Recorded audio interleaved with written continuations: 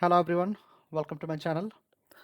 Today we are going to discuss about how to initialize multi-dimensional arrays in C++ dynamically. So statically it's really easy, it's really straightforward. Most of the people know this. If you want to have I'm taking a 3 by 3 matrix of int, 3 by 3 multi-dimensional array of type int.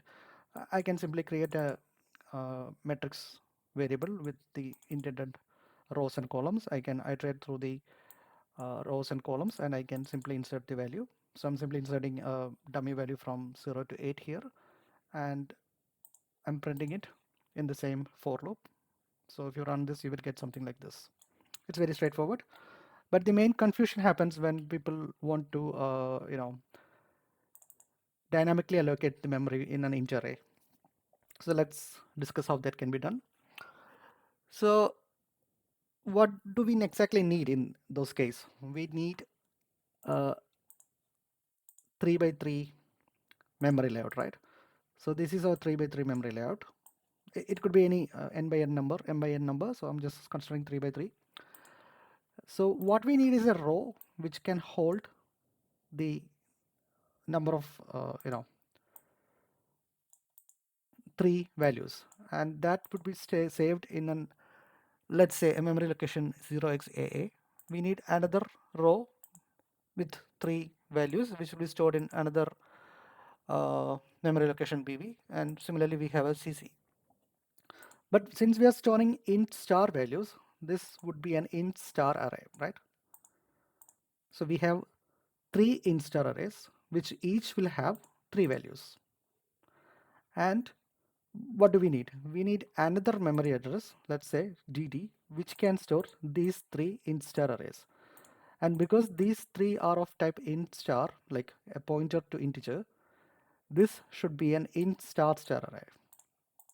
This is how this is represented in the memory. Okay, let's see how we can implement that in C++. Let me uncomment this one and comment this one.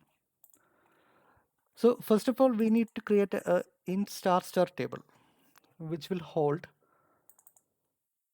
an int star pointer to the number of rows.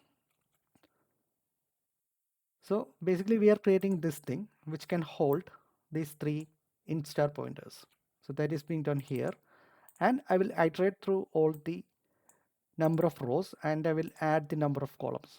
So after this memory is being allocated, I will iterate through all these 3 and allocate the memory for these number of columns. See, and as we did before, we can iterate through the array and we can add the values and we can print this. Let's print this. We will get the same output as above, but this time we are allocating memory dynamically. So this is a confusion for a lot of people, how to how to dynamically allocate memory for a 2D array or m by n array. So this is how this is being done. And the main thing that you need to make sure is whenever you are allocating memory, you need to delete it, right? But in this case, you need to delete it in the reverse order, because we understand that this is being created first and this is being created second.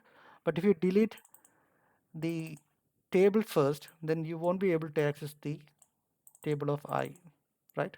So whenever you do this, you have to make sure the deletion is done in the reverse order. I hope it's clear. Thank you for watching my channel.